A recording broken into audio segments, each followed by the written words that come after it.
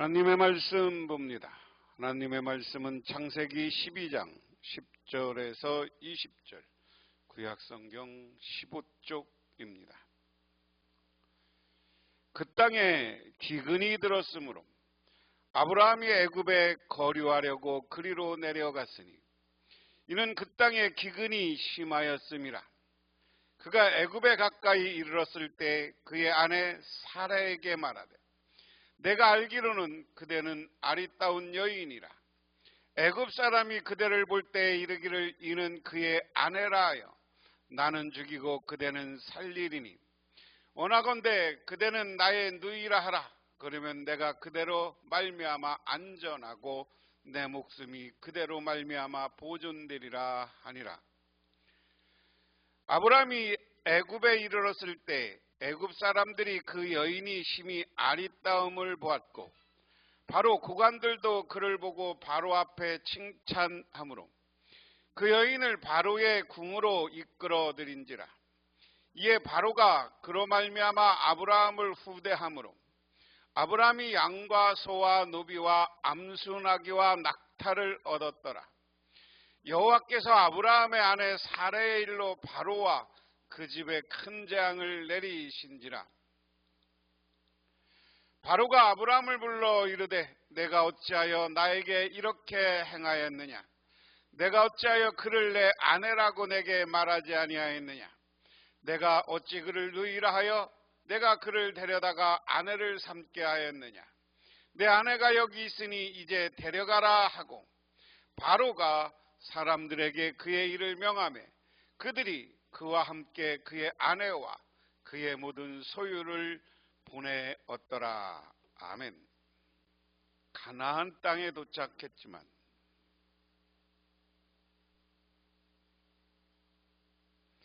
아브라함이 가나안 땅에 도착했지만 그곳에서 계속 머물지는 못했습니다.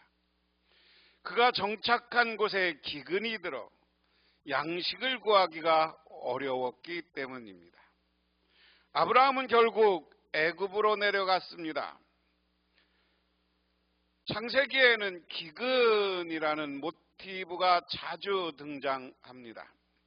12장 외에 이삭이 족장으로 활동하던 시대에 또 다른 기근이 들었다는 내용에서도 아브라함 때 흉년이 들었다는 언급이 나옵니다. 그뿐만 아니라 요셉 이야기에서도 애굽에 내린 7년의 풍년과 7년의 기근은 너무나 잘 알려진 사건입니다. 이 기근으로 인해 야곱의 아들들이 양식을 구하기 위해 애굽으로 내려가야 했습니다. 그리고 마지막으로 야곱 역시 애굽으로 내려갑니다. 이러한 일들을 보면서 우리는 고대 근동 지역에 기근이 빈번하게 발생했다는 사실을 알 수 있습니다. 또한 창세기에 기록한 이스라엘 선조들의 이야기 앞부분 아브라함과 뒷부분 야곱의 아들들의 기근 때문에 애굽으로 내려가는 사건이 반복되고 있음을 알 수 있습니다. 이삭도 기근 때문에 거주지를 옮겨야 했는데 이삭은 애굽이 아니라 그랄로 갔다 하는 겁니다. 아브라함의 아버지 데라가 우르를 떠나 하란으로 아브라함과 롯과 함께 왔습니다. 그리고 이 하란에서 하나님의 부름을 받은 아브라함은 이 가나안 지역으로 와요. 맨 처음에 세겜에 와서 하나님께 제배를 드렸고 베델, 헤브론 이 지역에서 정착하고 살게 됩니다. 그런데 가뭄이 들었다. 가뭄이 들어서 이쪽에서 애굽으로 오늘 아브라함이 오는 거예요. 이 그림으로 잘 묘사한 건 이거라고 그랬어요. 자, 가나안 땅에 살던 이 아브라함이 이 이집트 땅으로 오게 되는 거죠. 여기는 성경에 구체적으로 이야기를 했습니다. 창세기 11장 36 갈대아우로서 아브라함 고향에서 하란으로 오는 것이고, 창세기 11장 31절에 32절 아버지 데라와 거류했고 데라는 사망합니다. 그리고 세겜 창세기 12장 6절에 롯과 함께 도착해서 처음 제단을 쌓았고, 그 다음에 창세기 12장 9절에 점점 이쪽에서 세겜에서 이쪽 베델로에서 점점 남방으로 내려갔다. 그리고 오늘 여기서 남방으로 내려갔지만 여전히 무슨 일이 있는 거예요? 기근 때문에 이쪽 창세기 12장 오늘 본문에 사례를 누이라고 속이고 바로의 후대를 받아서 재산이 많아졌다 하는 게 여기 소안 지역까지 왔다. 그러니까 전제예요. 아브라함이 가나안 땅에 도착해서 하나님께 경배하고 제사를 드리고 제단을 싸서 제사를 드리고 그리고 여기서 살지만 베델 제단을 드린 것이 세겜이에요. 세겜. 베델 이쪽에서 있다가 남쪽으로 갔다 남방으로 갔다는 게 지난 시간까지 이야기입니다. 그런데 이렇게 와서 남방으로 점점 내려가면서 사는데 기근이 왔다 하는 거예요. 기근이라는 단어는 아까 교재를 통해서 설명했고요. 성경에 여러 번 기근이 나오는데 여러분 이것은 우리가 그 성경 이야기 아니라 여기를 팔레스타인 지역 이렇게 이야기합니다.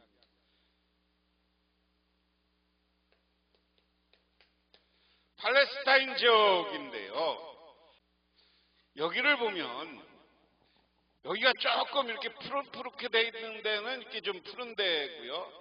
이쪽은 사막 지방이잖아요. 여러분 잘 아는 것처럼 유다도 이쪽 남쪽은 사막입니다. 이 사우디아라비아도 사막이고요. 여기를 조금을 제외하고는 다 이쪽이 사막이야. 애굽도 그렇고.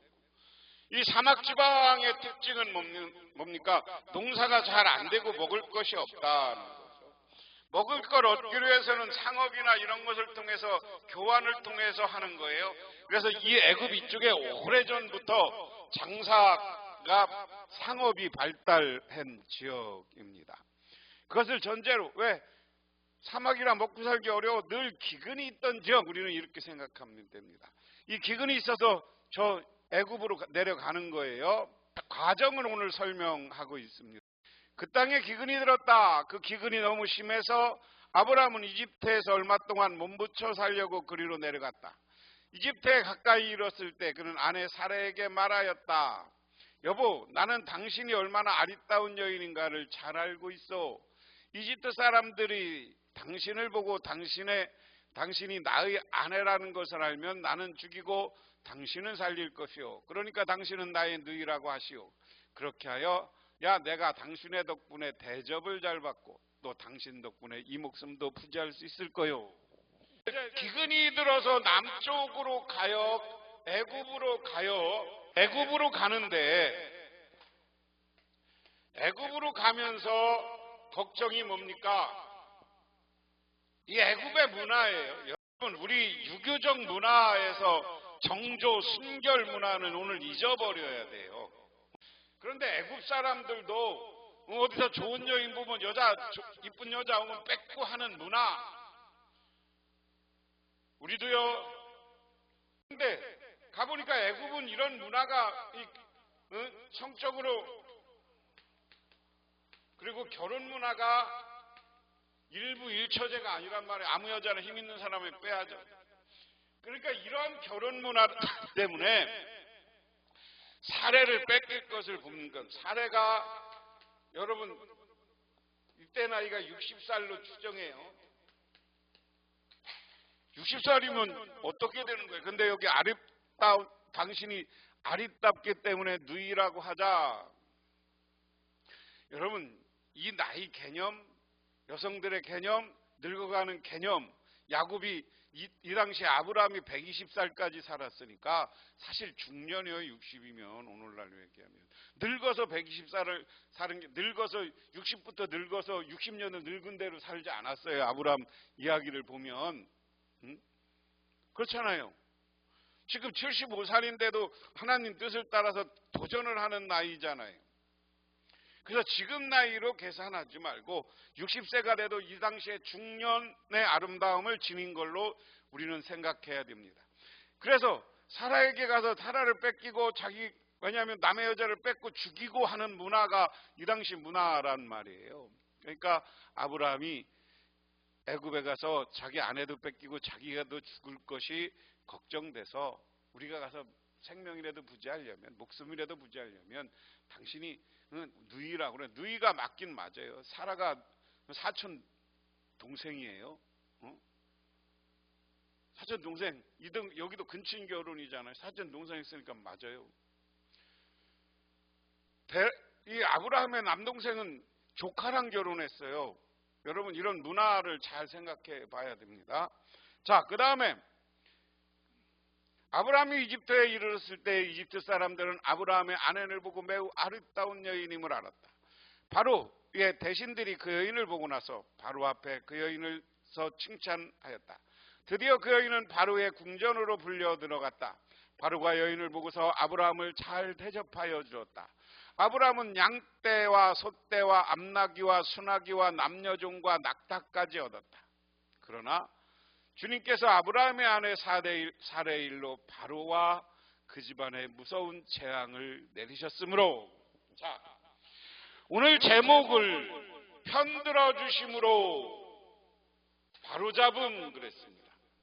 무슨 편이냐? 하나님은 아브라함 편이에요. 아브라함에게 너를 축복해 주겠다고 그랬어요. 근데 아브라함이 자기 생명 부지를 위해서 아내를 누이라고 해. 이 아내 사레가 바로 애굽의 왕의 아내가 되는 거예요. 이것은 하나님이 맺어준 짝을 사람들의 편리와 사람들의 이익을 위해서 잘못한 거죠. 잘못이고 허물이야. 죄까지 하기는 그렇고 잘못이 어쨌든. 이 잘못한 것을 하나님은 누구 편? 아브라함 편이기 때문에 이 바로의 가정과 이집트에게 심판을 내려요. 잘못된 것 때문에. 그게 어떤 심판이었어요? 무서운 재앙이 내렸다 그랬습니다. 재앙을 내리고 다른 데 보면 하나님이 이집트 왕 바로에게 나와서 네가 잘못했다라고 하는 것을 이야기합니다. 그래서 3절에 보면 바로가 사례를 보냅니다. 바로가 아브라함을 불러서 꾸짖었다. 어찌하여 너는 나를 이렇게 대하느냐? 저 여인이 너희 아내라고 일찍이 말하지 않았느냐?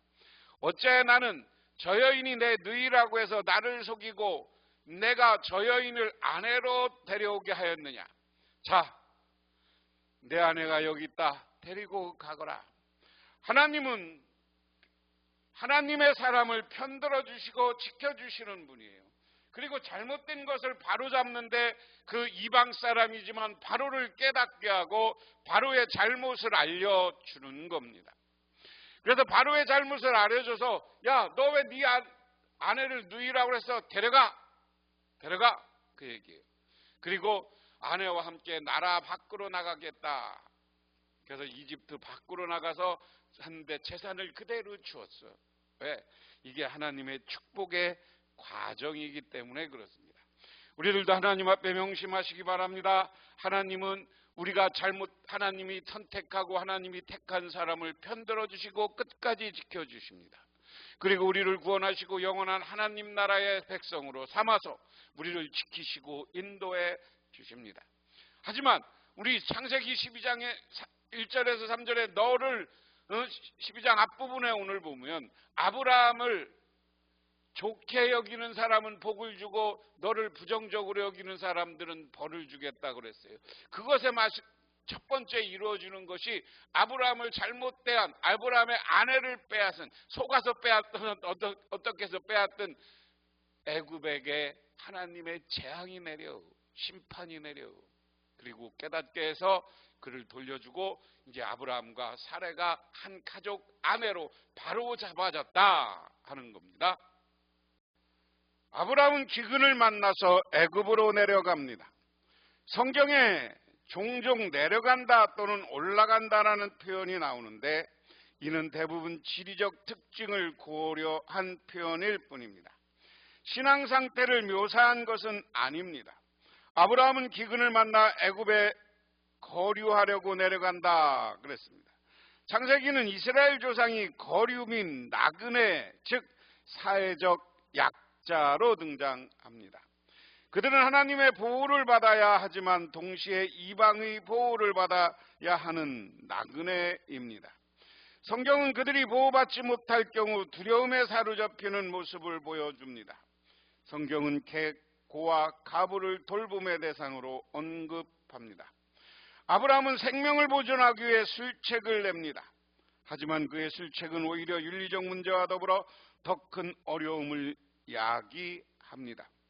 아브라함이 생명을 보존할 뿐만 아니라 아내도 다시 찾을 수 있었던 것은 그의 술책이 아니라 하나님의 도우심 덕분입니다. 성경은 아브라함의 불성실함과 하나님의 신실하심을 대비합니다. 이는 하나님의 백성이 이방 땅에서 어떻게 존속할 수 있는가를 보여줍니다.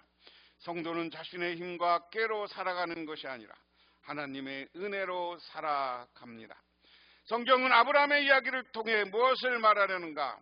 아브라함이 애굽에서 겪은 사건은 그저 하나의 사건으로 머물러 있지 않고 장차 이스라엘이 경험한 일을 미리 보여주는 기능을 합니다.